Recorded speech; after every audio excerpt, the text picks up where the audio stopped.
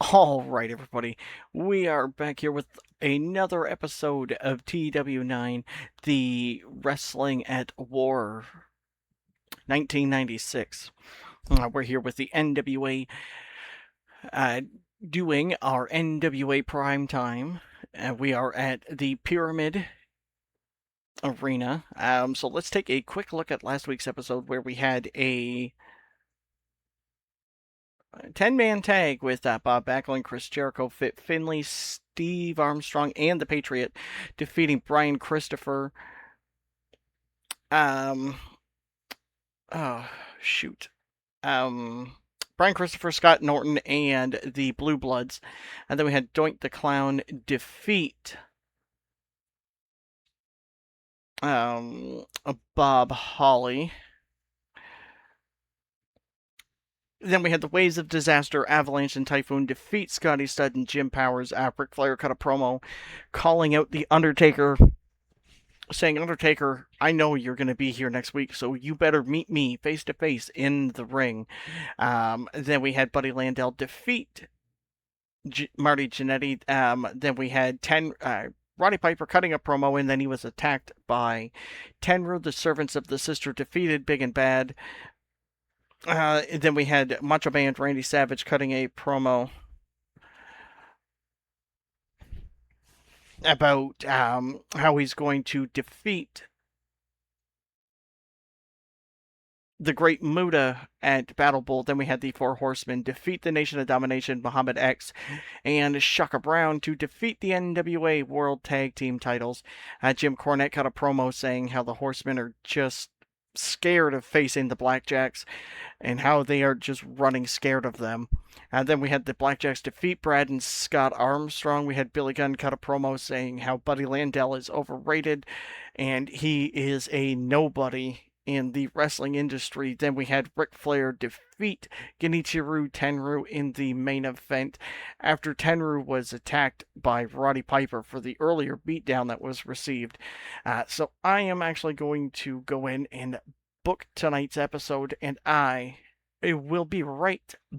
All right, everybody, we are back. We have the entire show booked, so let's jump in with our first pre-show match here. Any pre-show bout that had decent reaction from the crowd, but subpar wrestling. The Patriot and Bob Holly defeated Doink the Clown and Prince Malachi in 12:23 when Bob Holly pinned Doink the Clown with his Alabama Slam. The crowd heat is expected and simmering. The wrestling rating got a 48. The crowd got a 50. We got a 56 altogether with it. Bob Holly had a 42. The Patriot had a 55. Prince Malachi had a 48. And Doink the Clown had a 48 as well.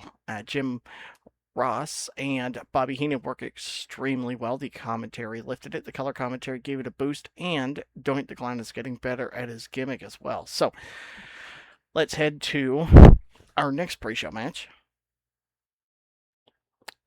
In a pre-show bout that had terrible wrestling and non-existent crowd heat, the Rated R Superstar Edge defeated Chris Jericho in 10:28 by pinfall with the Buzz Killer. The crowd heat is expected and simmering. The rating got a 40. The crowd got a 29. The segment got us a 47. Edge got a 34. Chris Jericho got a 47. Jim Ross and Bobby work well. The commentary quality lifted it. The color commentary gave her a boost as well. So let's head into our first segment of the night.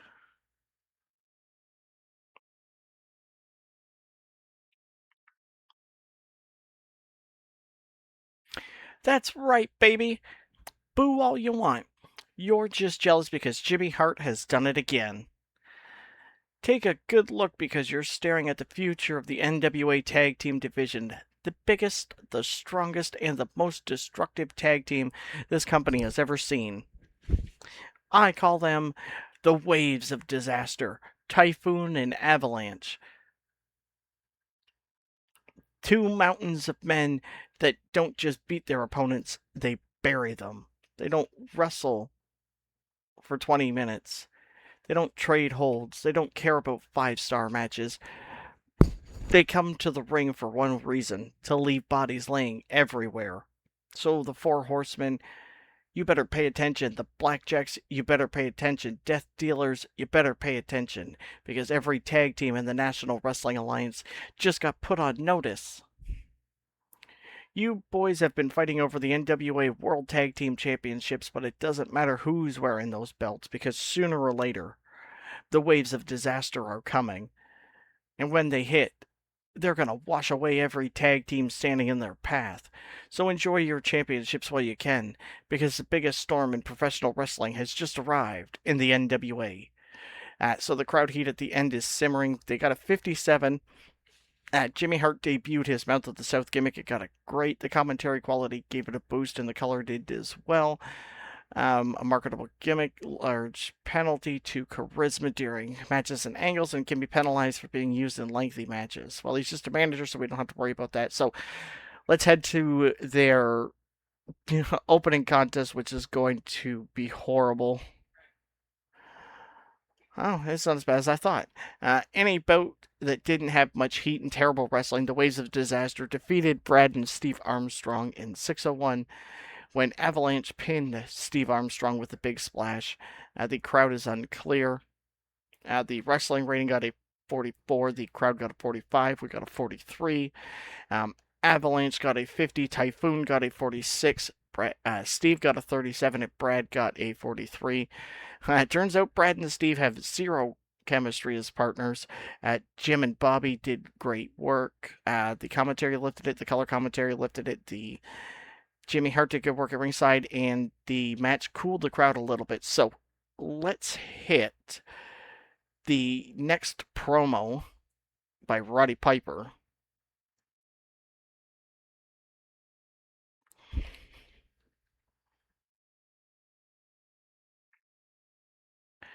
Gary Hart, you spent weeks sticking your nose where it doesn't belong. You've made your threats, you've played your little mind games, and then you introduced your mystery man, Tenru.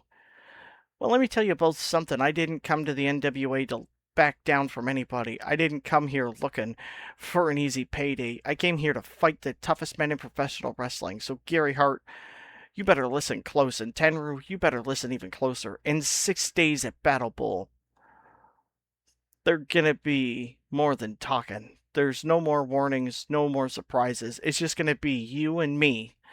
I watched Tenru walk around here with a cold look on his face, like he's some kind of unstoppable machine. Well, I've fought machines before, and every one of them break. Tenru, you may be one of the toughest men to ever step foot in a wrestling ring. I respect that. But don't confuse respect with fear. Because Roddy Piper has never feared any man walking this earth. So, Gary Hart, when your man steps into the ring at BattleBowl, you better be ready to pick up the pieces. Because I'm not just coming to beat Tenru. I'm coming to take him out. I'm going to fight him until he can't answer the bell. I'm going to fight him until he can't stand. And when it's all over, I'm going to send Tenru packing for good. So enjoy these 6 days, because after BattleBowl, the only thing people will remember is that Roddy Piper survived and Tenru didn't. So the crowd is still unclear. We got a 76 from it.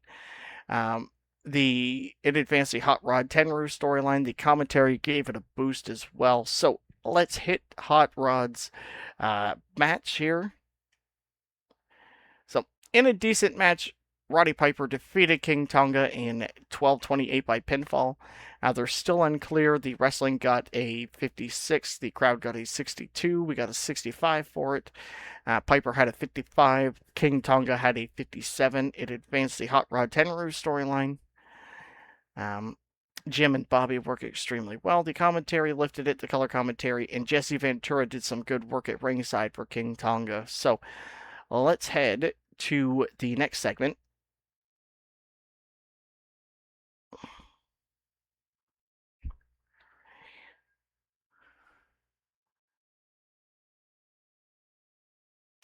So the gong goes off, the smoke fills the entranceway, as the NWA World's Heavyweight Champion, The Undertaker, slowly walks to the ring with his title over his shoulder. And he enters the ring where Ric Flair is already waiting. Woo! Undertaker, I'll give you credit. You answered my challenge. You walk into this ring like a champion. But in 6 days at BattleBowl, you're walking into the biggest fight of your life. You've spent weeks telling everybody you're the judge, the jury, and the executioner. You told the whole world that nobody could take this championship from you. Well, I've spent my entire career proving to people wrong. They said I couldn't beat Harley Race. I did. They said I couldn't beat Terry Funk, and I did. They said Ric Flair's best days were behind him. They're still waiting to be proven right. Woo! At BattleBowl, I'm not coming to survive. I'm coming to become the NWA World Heavyweight Champion one more time. I'm coming to prove that the Nature Boy is still the man around here. Ric Flair. You speak with confidence. You speak with pride. You speak without fear. And that is why I respect you. But respect will not save you. For years you called yourself the man. You have conquered champions. You have survived wars.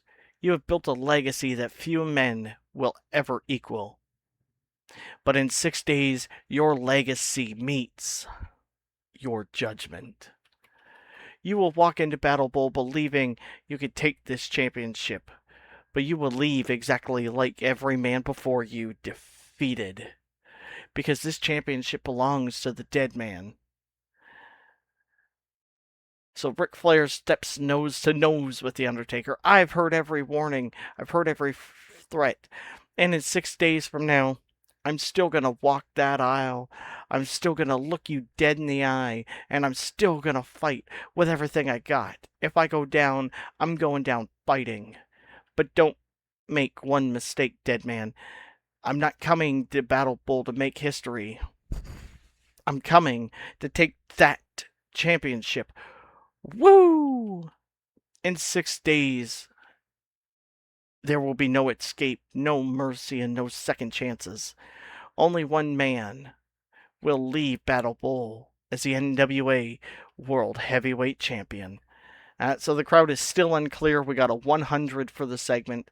It advanced the NWA Dead Scorpion. Ric Flair looked good. The Undertaker performed poorly. But The Undertaker and Percy Pringle have a great chemistry. Ric Flair was superb without a script, and the angle idea I used was a success as well, so it helped out. So let's hit our next match. So in a decent wild brawl, Farouk defeated Fit Finlay in 9:40 by pinfall with his spinning side slam. Farouk makes defense number 3 of the NWA Heritage title. So the crowd heat is warming up. The wrestling rating got a 64. The crowd got a 67. We got a 72 out of it. Farouk got an 82. Finlay got a 46. The NWA Heritage at Heart storyline advanced. Finlay seemed off his game. Jim and Bobby worked extremely well. The commentary quality lifted it. Bob Backlund did good work at ringside. Fit and Bob Backlund have pretty good chemistry, and the match was poorly placed. A wild brawl needs a good crowd, so we kind of killed it at the beginning there with the tag match. So now we're just trying to get everybody back in. So let's hit our next promo.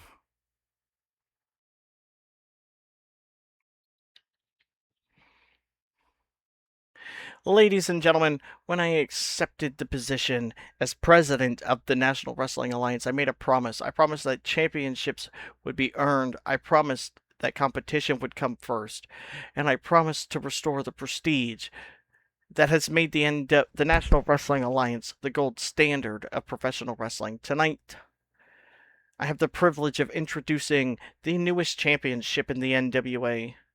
So he removes the cloth, and it's the brand new United States Championship. This is the NWA United States Championship. This championship will represent excellence. It will represent determination, and it will represent every wrestler who has aspired to become one of the very best competitors in this sport. But a championship of this caliber cannot simply be handed to somebody. It must be earned. So I'm proud to announce at Super Brawl, the inaugural NWA United States Champion will be crowned. Over the coming weeks, the finest athletes in the National Wrestling Alliance will compete for the opportunity to make history. Every match, every victory, and every sacrifice will lead to one moment. The moment when one man raises his championship over his head and forever becomes the first NWA United States champion. This championship represents the future of the National Wrestling Alliance, and I expect every man in the locker room who believes he belongs at the top to seize this opportunity. So let the competition begin at Super Brawl. History will be made. So the crowd heat is simmering. We got 59. For a guy that's got 88 in microphone, he can't cut a promo to save his frickin' life. But it's probably because that awful gimmick. I forgot all about that. So we might change that in the coming weeks. But the commentary quality lifted the segment, and so did the color commentary as well. So let's head to, if I remember correctly, it's Billy Gunn's title defense here. So, in a bout that had a decent reaction from the crowd but subpar wrestling, Billy Gunn defeated Jeff Jarrett in 10-16 by pinfall with his Fameasser. Billy Gunn makes defense number 4 of the NWA World Television title. The crowd heat is simmering. The wrestling rating got a 52. The crowd got a 59. We got a 62. Billy had a 59. Jeff had a 46. It advanced the I'm Not Your Buddy Bill storyline. And all the same commentary gifts for us, too, as well. Where they boost everything up for us. So, let's head to our next promo.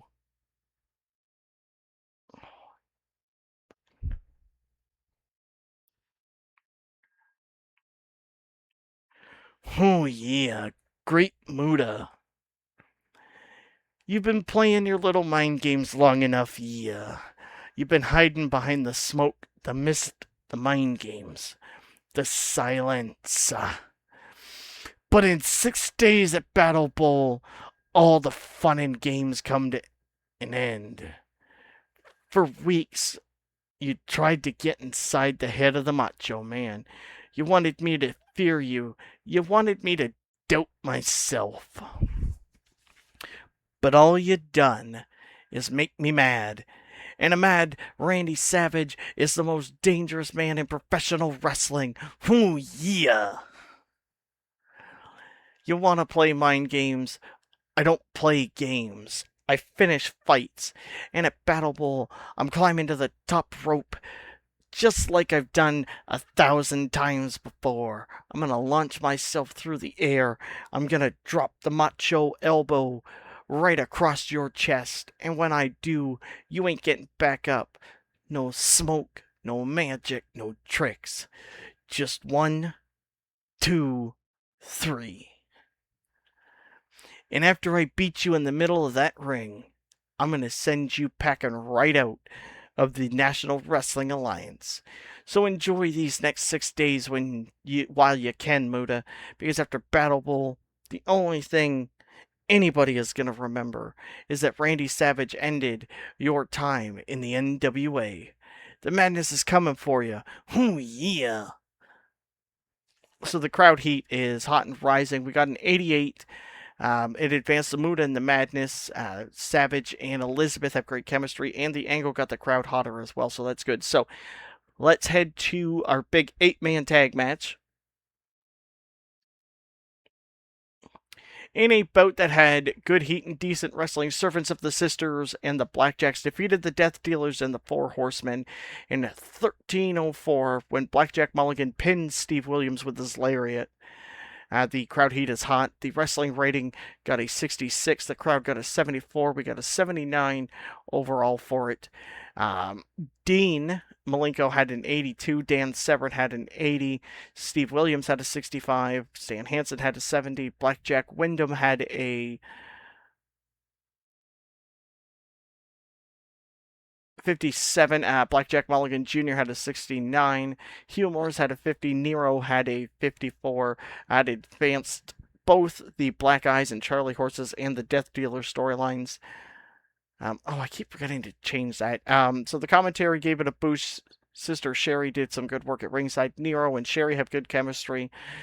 Hugh Morris and Sister Sherry are a good pairing. And Jim Cornette did good work at ringside. And Blackjack Wyndham, I forgot to take Jim Cornette off as his manager. So we'll do that next week, hopefully. So let's hit our next promo.